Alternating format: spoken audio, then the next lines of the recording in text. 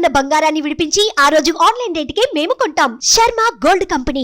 ఎప్పటిలాగే ఈ సంక్రాంతికి కూడా సినిమా సందడి మొదలైంది. గ్లోబల్ స్టార్ రామ్ చరణ్ నటించిన గేమ్ చేంజర్, బాలయ్య యాక్ట్ చేసిన డాకు మహారాజ్ చిత్రాలు ఇటీవలే విడుదలై పాజిటివ్ టాక్ ను సొంతం చేసుకున్నాయి. ఇక ఇదే సంక్రాంతికి విక్టరీ వెంకటేష్ నటించిన సంక్రాంతికి వస్తున్నాం అనే మూవీ కూడా ఈ నెల 14న విడుదలైంది. ప్రస్తుతం ఈ మూవీకి మంచి రెస్పాన్స్ వస్తోంది. దీంతో కలెక్షన్లు కూడా బాగానే వచ్చాయని మూవీ యూనిట్ ధీమా వ్యక్తం చేస్తోంది. ఇంతకు ఈ సినిమా ఫస్ట్ డే ఎన్ని కలెక్షన్లు వచ్చాయనేది ఇప్పుడు చూద్దాం.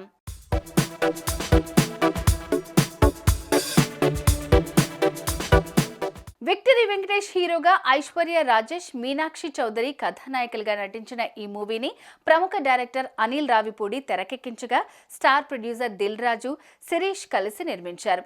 బీమ్స్ సంగీతం అందించిన ఈ సినిమా పాటలకు కూడా మంచి రెస్పాన్సే వచ్చింది. అయితే సంక్రాంతి పండుగ సందర్భంగా మంగళవారం ప్రపంచవ్యాప్తంగా ఈ మూవీ రిలీజ్ అయి పాజిటివ్ టాక్ సొంతం చేసుకున్న ఈ చిత్రానికి ఫస్ట్ డే వరల్డ్ వైడ్ గా 45 కోట్ల గ్రాస్ వసూళ్లు వచ్చినట్లు మూవీ టీం తాజాగా ప్రకటించింది.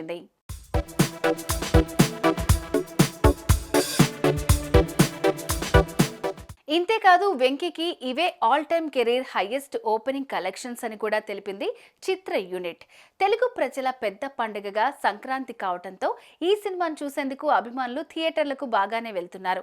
అయితే జనాలంతా పండగ మూడ్లో ఉన్నారు. దీంతో ఈ వారం రోజుల పాటు ఈ సినిమాను చూసే అవకాశం ఉందని తెలుస్తోంది.